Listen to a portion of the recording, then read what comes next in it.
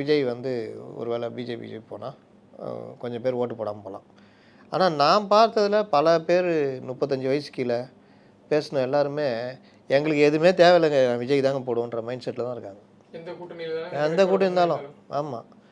ஏங்க இந்த பாஜக யூன்றதெல்லாம் திமுக மட்டுமே சொல்லினுக்குது. ஜனங்கள்கிட்ட பெரிய அளவில் அந்த இதெல்லாம் இல்லை. இஸ்லாமியர்கள் மத்தியில் ஒரு இது இருக்குது, அது ஒரு இயற்கையான ஒரு கோபம்.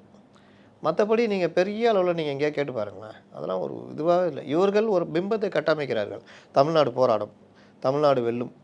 யார்கிட்ட போராடும்? தமிழ்நாடு போராடும், தமிழ்நாடு வெல்லும். யாரை வெல்லுவீங்க? தமிழ்நாடு வெல்லுன்ற அதாங்க, யாரை வெல்லுவீங்க? வெல்லும். தமிழ்நாடு தலை குனியாது. ஏங்க எங்கேயாவது என்ன வாசப்படி ஹைட்டாகுதா? ஏதாவது இடிச்சிக்குவீங்களா?